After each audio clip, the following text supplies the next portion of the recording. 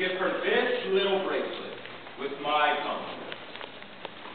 The merchant was astonished, but she agreed to do what the ragged grasshopper asked for. Soon after, the merchant found herself at the palace of the Queen of Hyacinth. She presented the bracelet to her to give from Wali.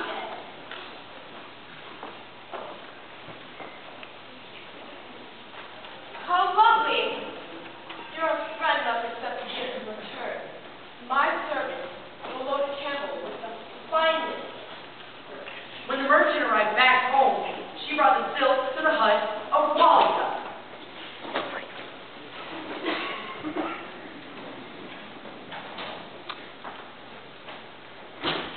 Oh no! This is worse than before. What am I to do with such finery? Ooh, perhaps you can win someone. Wali that thought for a moment.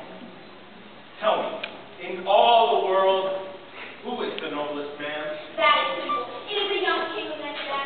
I want to touch the three. They bring me to win. Then do me a kindness. The next time you pass that way, give him these silks with my compliments. The merchant was amused, but she agreed. On the next journey, she presented those to the king of Nektar.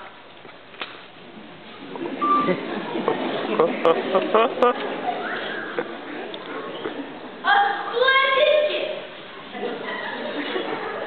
In return, your friend must have 12 of my finest horses. So, the merchant brought the horses to Wali.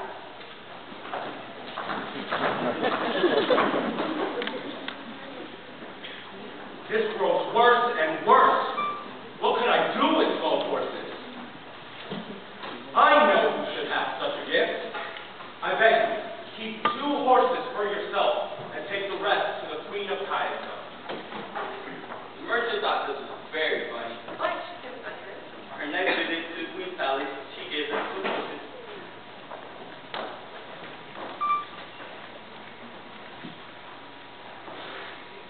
This time, the queen was stunned by the magnificence of Wali's gift. She whispered to her prime minister. Why does this Wali god persisting in sending me gifts? I've never even heard of it.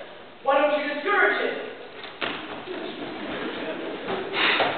Send her a gift so rich she can never hope to match it. So, in return for the 10 horses from Wali, the queen sent back 20 mules loaded with silver. When the merchant and the mules arrived back at the hut, Wali groaned.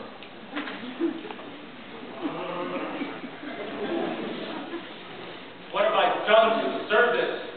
Friend, spare no man. Keep 2 mules and their silver for yourself, and take the rest to the king of Nektar. The merchant was getting uneasy, but she could not refuse such a generous offer. So not long after, she found herself presenting the silver-laden mules to the king of Nektar. Now the king, too, was perplexed, so he asked the prime minister for advice. This Wali that seems to put himself in that. Why not send a gift so great he shall not be found? The king said that 20 camels would go to ancient, 20 horses there are 20 elephants as well as beast mounted on their back, and 20 of the third to prepare for their march. After the merchant guided the servants and animals back to the hut, Wali was beside himself. Will bad fortune never end? Please, do not stop for a minute. Keep for yourself 2 of each animal, and take the rest to the Queen of Hyacinth. How can I go to her again? But Wali did so hard. The merchant consented to go. Just once more. This time, The queen was stunned by the magnificence of Wali's gift. she turned to the prime minister again. Clearly this man wishes to marry you, since his gifts are so fine. Perhaps you should be. So, the queen ordered a great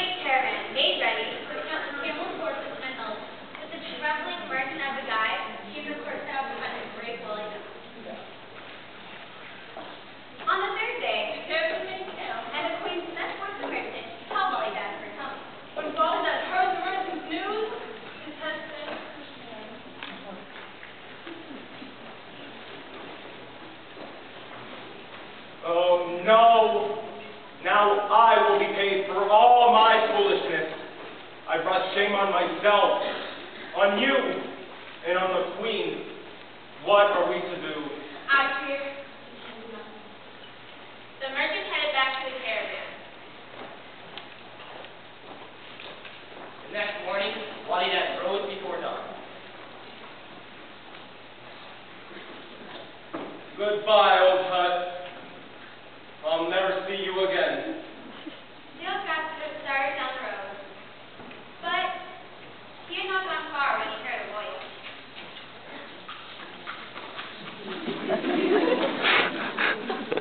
Where are you going, Wali? He turned and saw two radiant ladies. He knew at once that she was his parents. Tengo todos novias. I am a stupid old man. Let me go my way. I cannot face my shame. No shame could come for such as you, though your clothes are poor, in your heart you are a king. The fairy touched him on the shoulder. To his amazement, he saw his rabbit turn to fine clothes. A jeweled turban sat in his head, and the rusty sickle had his wings now gleaming.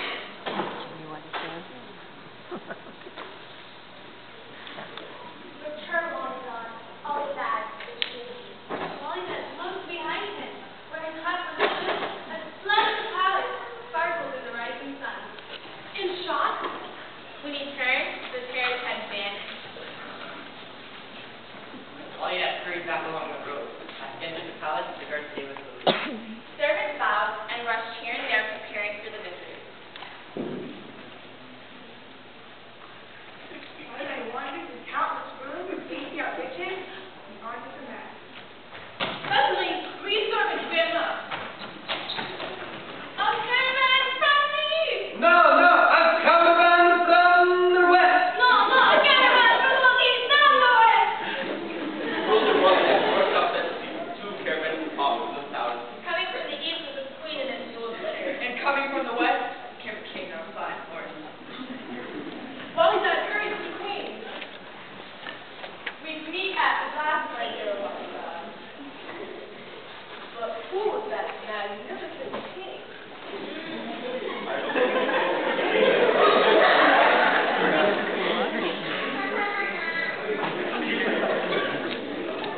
He rushed over to the king.